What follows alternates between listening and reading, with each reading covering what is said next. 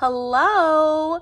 So recently I've had a lot going on and I wanted to do like a kind of get ready with me style video just to tell you guys about like the Japan trip, the wedding, the honeymoon, all of that.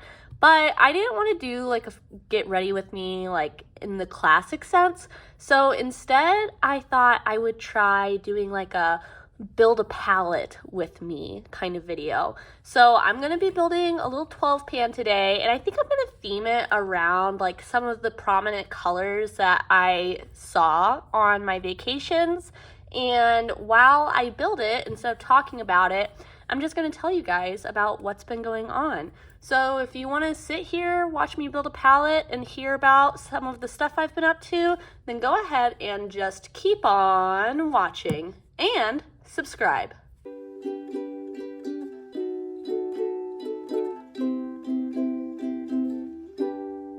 Before I get started with like the storytelling kind of aspect of this video, I thought I'd let you know like in the back of my head what color story I'm kind of thinking of. And for the Japan side of things, I'm kind of thinking like pinks and grays and greens. Just because I went during cherry blossom season and Tokyo, lots of like grays in the buildings and things, but then there's some like green spots throughout, so I thought that would be kind of a good color story. But then on the Mexico side of things, I'm thinking keep the greens and then add some blue and yellow, so we'll see how it turns out, but it's all just for fun, and you know, maybe I'll pop a look up at the end of the video that I do with this palette. The first thing that I'll tell you guys about is the Japan trip. For that trip, I went with my now husband, my brother, my mom, and her boyfriend, and we just went just to go. We actually had originally bought plane tickets in like late 2021 because they were super discounted, and we had initially bought them for 2022, but Japan didn't open until after we were supposed to go. We had bought them for like March 2022,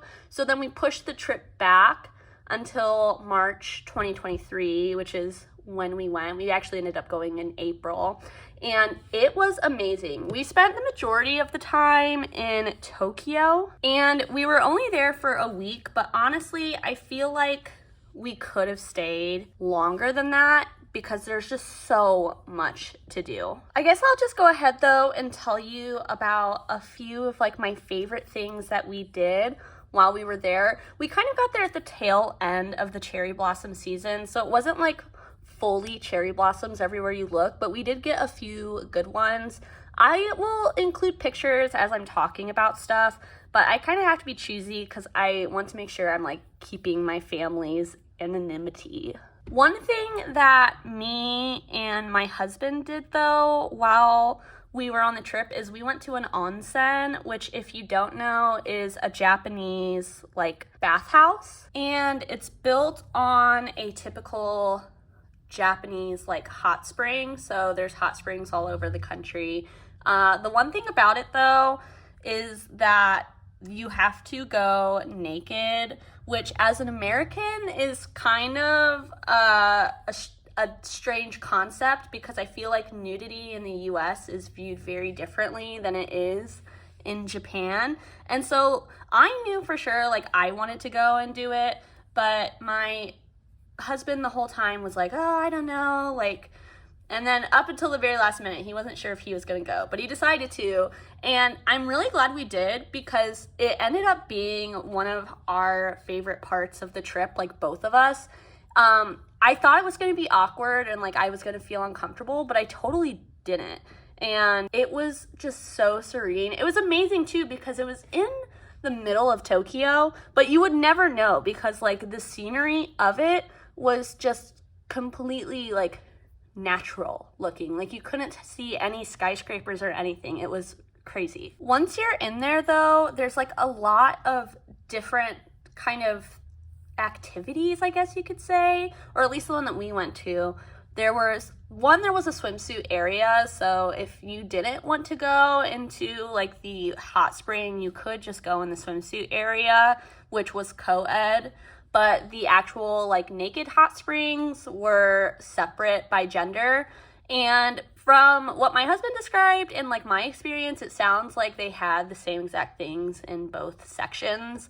There was like all of the different pools that you could get in. There were a couple different, like there was a dry sauna and a steam sauna. There was like the ice bucket dump thing, which actually we did at Cancun too. We got like a free hydrotherapy section for like the honeymoon package.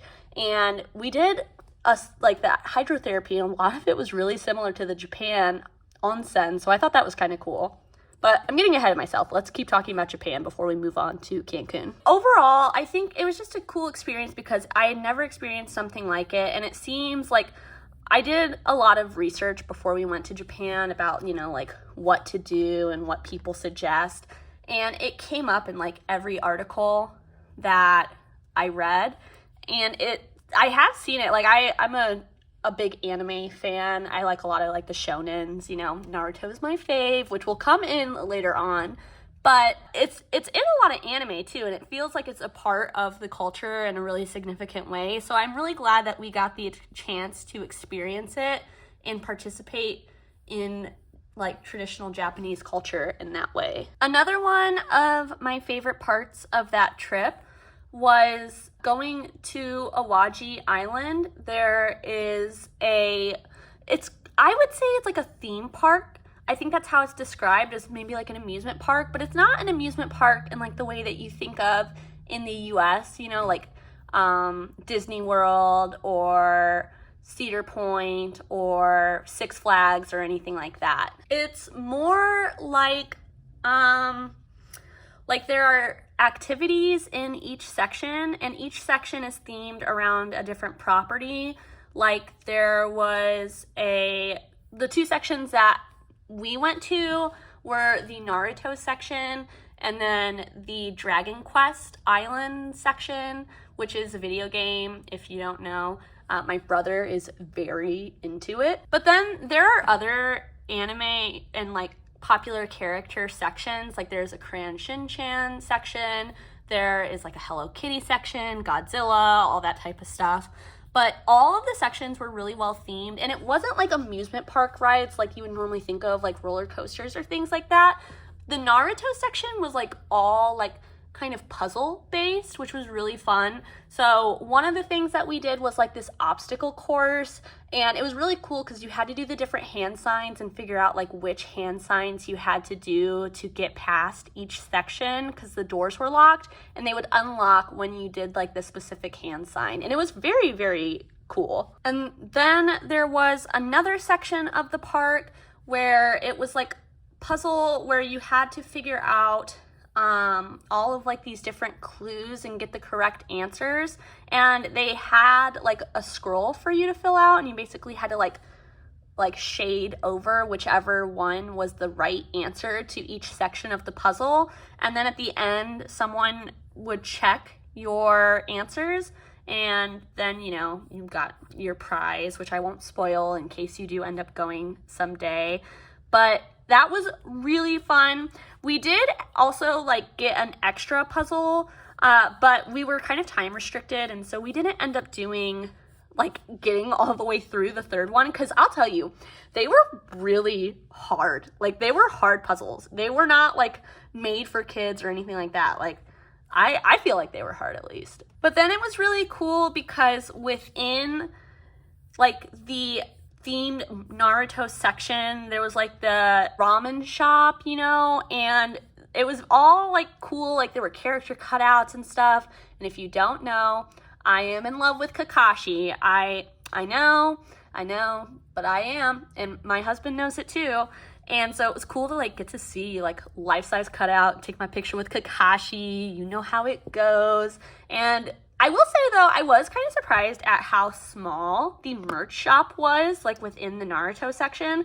I gotta say, okay, I was most excited for the Naruto section, obviously, but the Dragon Quest section was amazing. It literally was like you were a video game character. Like you got this little wristband when you went in and you made your own character, and then you would go around and they had like recreated the town from the Dragon Quest games. and you would go around and like get sent on quests and like fight creatures and stuff. It was so cool. And so I gotta say, like, objectively, I would recommend the Dragon Quest section more than the Naruto section, just because I felt like it was so much more themed. And one thing that was cool about both sections is that all of the employees were like dressed up like whatever section they were working in, and it was really fun. And I would say totally worth the commute to get there and back. It did take quite a while to get there though, and so because it was such a far drive, or not drive, we took the bullet train, but because it was so far, we ended up staying in Kobe for one night, and in between like getting to Kobe, we went and stopped at Osaka on the way because they were pretty close to each other. And we went to the Osaka castle, which was my husband's favorite part. He's a total history nerd. And inside of the castle, it's all of the history of the royal family who lived there, and all about like the war over the castle and things. And there's a lot of cool artifacts, and it was really fun, but the line to get in was pretty long. We also ended up going to Dotonbori Street while we were in Osaka, which is like known as like the place to get street food, and it was amazing. Although I will say, turns out I'm not a huge tokoyami fan, which is like essentially like these like fried dough balls with pieces of octopus inside, and then there's like a sauce on top and pieces of dried fish, and I'll insert a picture. I know I have a picture of that. Flavor-wise, amazing, so good.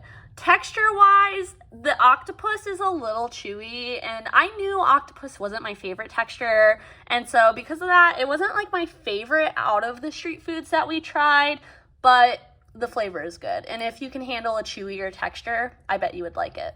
I would say flavor-wise, it's kind of like a mix of like sweet, sour, salty. Food-wise though, it was amazing. I feel like because of jet lag, we ended up eating at like weird times most of the time, and so we got a lot of 7-Eleven food, which was fire. It was so good. We also did get to go to a conveyor sushi place, which was amazing and so fun and so cheap. I'm used to like, I live in the Midwest. I'm nowhere near an ocean, and so if you want to get sushi in the Midwest, it's expensive because we're not near anywhere that has fish. But there, it was like 100 yen for like a 6 roll of sushi, and it was the best sushi. It was so fresh and delicious. But then I would say like my ultimate favorite part was getting to go to the Ghibli Museum. I am big into Studio Ghibli. If you saw my old videos, you might have seen I had a lot of Ghibli stuff in the background of those original videos at my old house. But I really love Studio Ghibli, and you can't take pictures inside, so I don't have a ton of pictures to share with you guys, but it was amazing. First of all, you get access to like a short film that they play, and it depends on when you go what they're playing, but it was so cute. The one that we saw was like a little girl traveling through the countryside, and it's all of these sounds and experiences, and she's leaving apples for spirits along the way, and it was beautiful and everything I could ever want from a Ghibli short. But then they had all of these different exhibits throughout, and I will say, if you go, be prepared that pretty much everything is in exclusively Japanese, like, you know, all of the signs and things. But even still, I feel like just like the movies, you can appreciate it on the art alone. The bottom floor had like this section that was all about the animation process and the different movies. Then on the second floor, there was one section about like a specific story that was like being storyboarded so you could see the whole process. And then the other side was my favorite, and that was like Miyazaki's workspace, and so you get to see his process for like the creation of these stories. So there's all of the books that he gets inspiration from, all of the different phases of creating the art, and it was beautiful. Part of what makes Studio Ghibli so magical to me is, one, the small storytelling that it does with like simple stories that aren't grandiose, and you know, like they have like a really human element to them. But then the other thing that I really love about Ghibli and what makes it so special to me is the art is insane. And so we actually got like quite a few pieces of art while we were there of like the different backgrounds and things. And so I really enjoyed like getting to see his process for how they make the art and like all of the paint colors and things like that. It was amazing.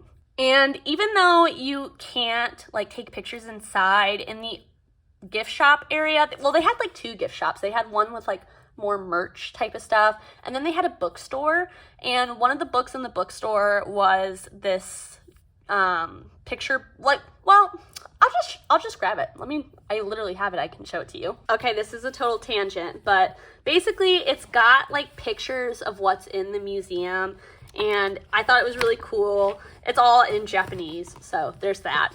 But the pictures, I was like, oh, it's nice to have pictures of all this stuff since we couldn't take pictures inside, and totally worth it. Such a great souvenir. I do want to give a shout out to Ririko, who is from Japan and watches my videos, and she has her own channel, so I'll link that down below. But before we went, she reached out to me on Instagram and gave a lot of really helpful tips about like Tokyo and things to do and all of that. So that was so helpful for the trip.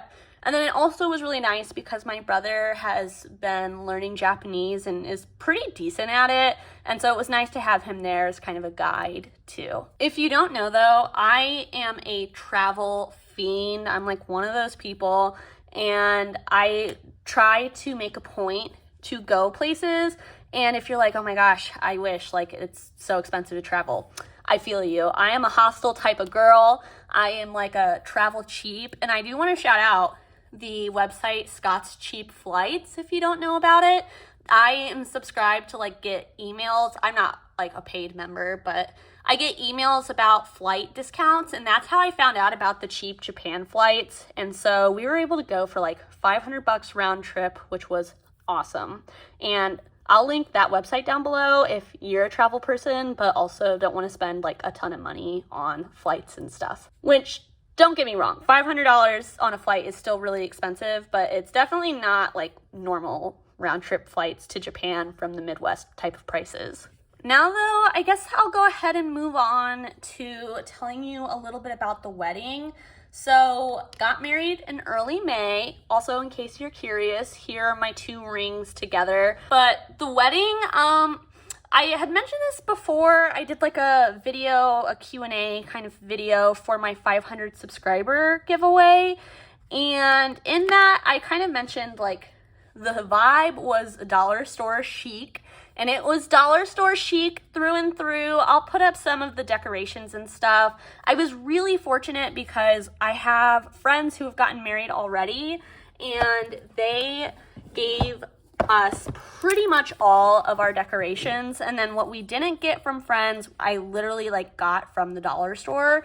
Or I also got some stuff like really discounted, like 70-80% off after Christmas, which was so helpful. And I highly recommend, like, if you want lights, you know, like string lights, if you want like white like fabric, like tulle, that stuff is super discounted after Christmas. So that's my little tip for anyone who's looking for some decorations. But I feel like everyone told me beforehand like it goes by really fast, and I was like, oh yeah, you know, whatever. It is so true, you guys. I feel like the whole day was, well, honestly, it was like there was a calm before the storm, you know, because here's the thing. At the end of the day, I wasn't like it sounds bad to say like I didn't care very much about my wedding, but like I cared if people had a good time and if my husband and I signed a certificate at the end of the day, which we did. And so two things both accomplished. As long as that happened, I was happy, you know? I feel like everyone kept asking me up until the wedding, like, are you nervous? Are you nervous? And I was like, no, I don't care. And even like the morning of, I did my makeup myself. I just let my hair be naturally curly, and I'll pop a picture up of what my makeup looked like. But I mean, they're just like, I wasn't really doing a lot because we had set up the day before. I was really fortunate that like our venue let us come in the day before to set up. And so I was just like chilling. Like I woke up at like 10 a.m. and was like having a normal Saturday up until about 1 o'clock, which is when I went over and like started setting up food and everything.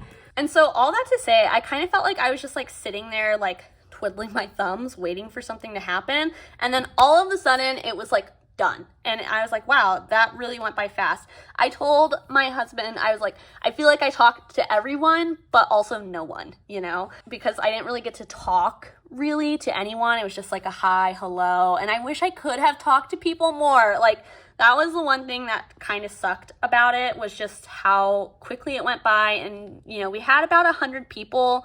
And so I just didn't get the chance to talk to anyone as much as I would have wanted to. But it was a really good time. My husband and I told him the only thing I really cared about for the ceremony were the vows. We wrote our own.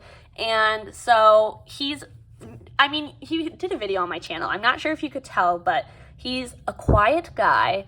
And so I was like, I really care about the vows. And he delivered, you guys. He did such a good job. He found this template for us so that way, like, you know, mine weren't so verbose and his were like super short. So that way we were kind of on the same page, and he got it off of Reddit. I can link the post down below if you're curious. But one of the top comments on that post was like someone saying how they used it, and or maybe it was in the actual post. I honestly can't remember. But somewhere along the line, someone said like they were surprised at how similar theirs and their partner's vows turned out. And honestly, same. Like we literally mentioned the same exact moment from our first date in our vows, and I went second. And so I prefaced at the beginning, I was like, man stole my thunder, but it was super cute that they ended up being so similar. And then, I mean, the rest of it, like, I'm serious, it flew by. But I will say, we just got our pictures back from the photographer, and she did a great job. Found her on Reddit. It was her first wedding, and she really did a fabulous job. We were really happy with how the pictures turned out. And looking through them all, I told him, like, the thing that I noticed the most was just that, like, all of the pictures are people smiling and laughing, which tells me we met our main goal of making sure people had a good time. I did tell my husband, though, I'm still getting used to saying that. If you keep hearing me pause, like, as I'm saying that, I feel like it doesn't roll off the tongue quite yet.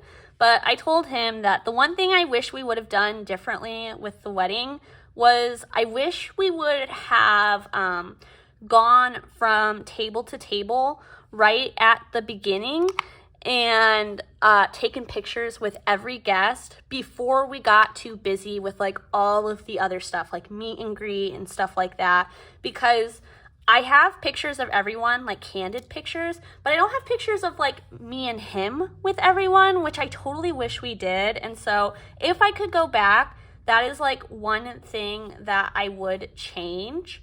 But I mean, overall, I'm so happy with how it all turned out. I had a friend tell me before, like, you know, she also is married. She's one of the friends that gave us a bunch of stuff.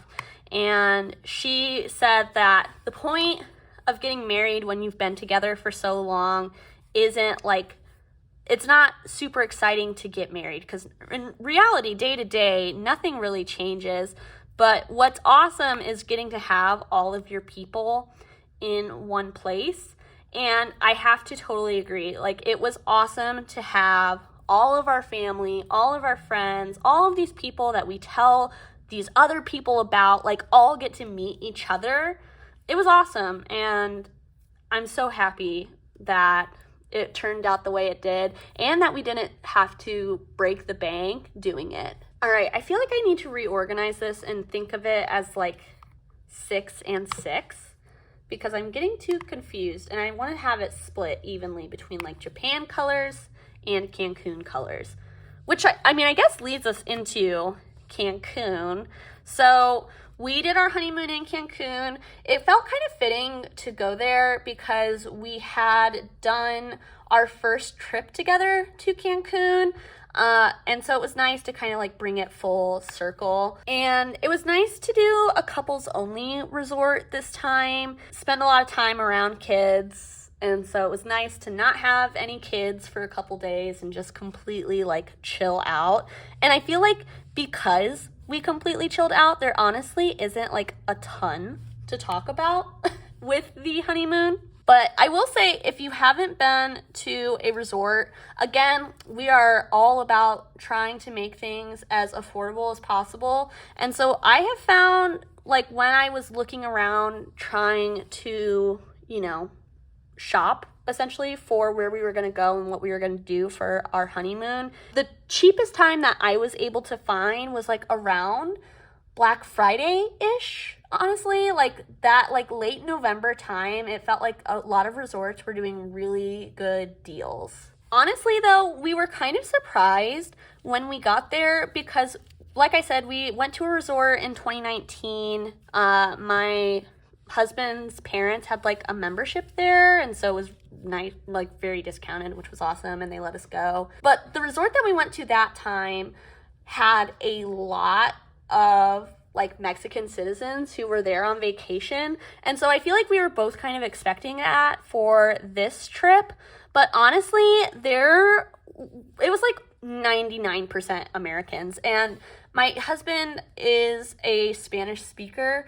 And so he asked the people at the resort while we were there, like if that was, you know, a fluke or anything. And they said it typically is like all Americans at that resort, which we thought was so interesting. And I'm not sure like what the difference is and why there were so many Spanish speakers at the one and not at the other, but I did think it was kind of an interesting thing to note. Really though, the only thing that we did like the whole time we were there, we did one excursion and we went to Chichen Itza, which is Mayan ruins. And we had been to Tulum before. Like the last time we went, we rented a car and did it ourselves, and it was a lot of fun.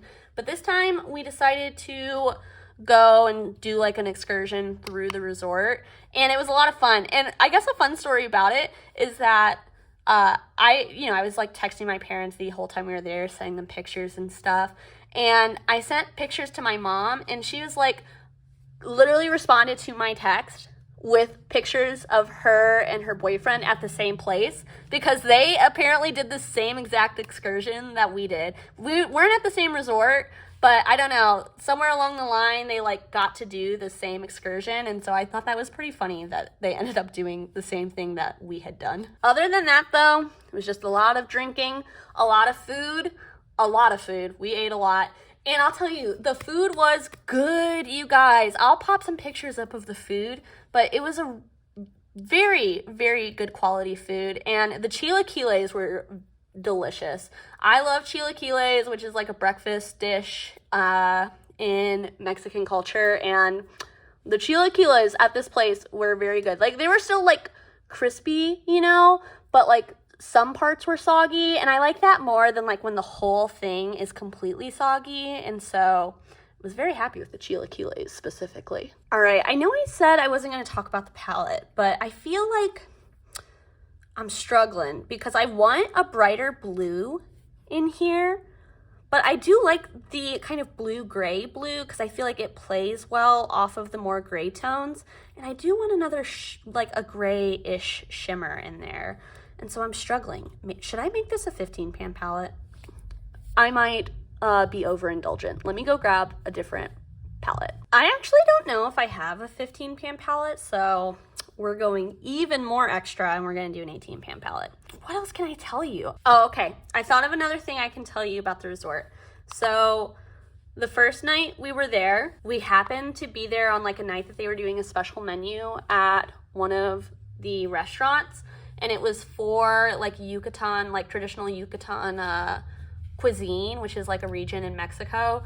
And y'all, oh my God, they killed it. It was so freaking good.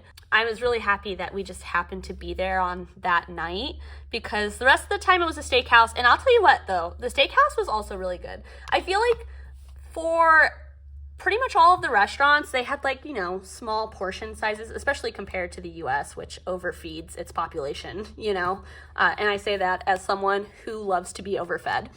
But I was expecting like small portion sizes at the steakhouse, and I got a ribeye, and you guys, it was a freaking ribeye. I have a picture of it. I'll pop it up. It was like a huge piece of meat. I could not finish it. And that's saying something, because your girl is essentially a garbage can. Okay, I'm feeling good about where this palette is at. There might be like one or two things I want to change. Let me first see these. I'm making this like piece of cloth I got so dirty. I'm gonna have to clean this after this video is done. But what do we think?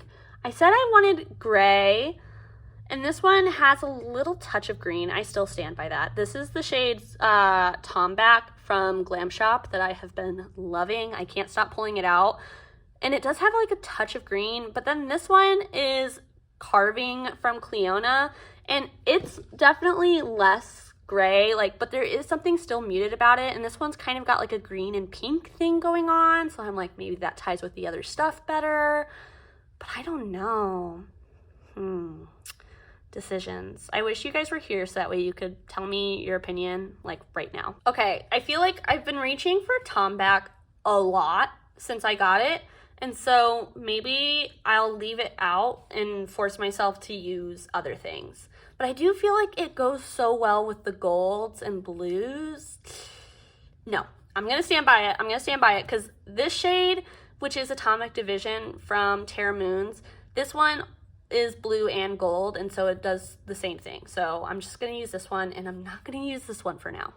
And so these are my rejects, which honestly, this is kind of a fun color story too. Well, I would maybe trim some of these out, but this is like a more bright pastel palette, I feel like. All right, I have yet to try to attempt to edit the footage, but I have a feeling this is gonna be a long and rambly video that I just made. And so as a reward for those who are still here, I'm gonna swatch out this whole palette and tell you the names of the eyeshadows, and then we'll wrap up. First up, we've got this matte from Sydney Grace. This is the shade Moon Landing.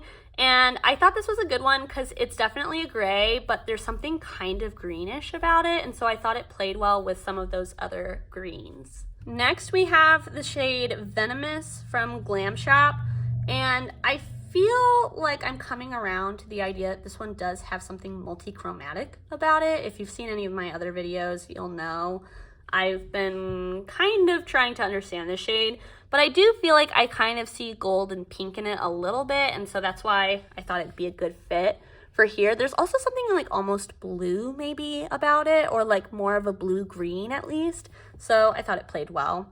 This one is, oh, what is this called? This is from the Treasure Pop-Up palette. This is the shade Precious, and this one's more of like a silvery kind of white shade, but I feel like there is something a little bit blue in it as well. So again, thought it played well with like the blue and also the more like gray. Next, I mentioned before, this is the shade Atomic Division from Terra Moons. Then we've got the shade Takeover from Shine by SD, which they're about to come out with a few new shades in this Fantasy 2.0 collection, and I'm very excited. Then we've got another Shine by SD. This is the shade Rave, and these two, so this one, blue, pink, gold, all of the colors that I need it to be. This one, green and gold, and so I thought that this would complement kind of this side of the palette a little bit more. Next, we've got the shade Forever from Looksy. And then next to that, this one is Depotted from the Simply Posh Fairy Tale Fairies palette, and it's my favorite pastel green. I love pastels. This one, very nice. And I like the formula. It's a little thin, but it builds well. Then, before, I mentioned this already, Cleona Carving. Next, this is a Looksy shade for sure. What is it called? Off the top of my head, I don't remember. Let's see. Until Dawn. That's from the fall collection. I'm not sure if it's still available. This one is Depotted from the Blend Bunny Surge palette. I've got a bunch of other stuff kind of mixed in there too. You can still see the matte color that it is though. It's like a blue-gray. Next is the Divina shade Nerds, which is a light blue with a gold, but also it kind of looks green to me. So again, thought it played well with everything else. This shade is Terra Moon's Celestial Petal. It's a pink with kind of blue sparkle, and I thought it was a good way to tie these two sides together. This one is, I believe, depotted from the same Blend Bunny palette. It's like a really deep smoky gray, but there's something a little bit green in it. This one is Mi Gente from Terra Moons. I don't think that they sell these anymore, which super sucks because I really liked the Terra Moons mats. Next, we've got a Menagerie shade. This is Aquatic. Very bright blue, that matte I was looking for. This one is from Divina. This is Pancake Bubbles. It's like a pale yellow with kind of a green and pink shift. It's a very subtle shift, but I thought that this would be good for highlighting, and also it paired well with the color story. And then lastly, this is the ColourPop shade Paper Tiger.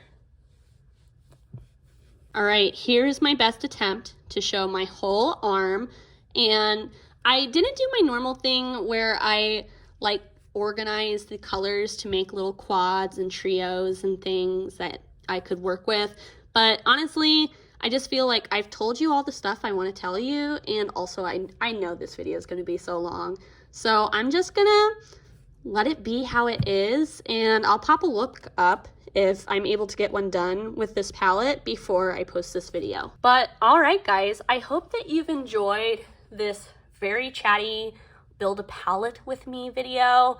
Let me know if you like this idea for video down below, and I appreciate you all for listening. Just know, my life has been crazy in like the last month and a half, but this is like very not normal for me. Like, I'm not out here like traveling to countries every month and throwing grand parties. Like, this just happened to be a wild time, and so that's why I sat down to film the video.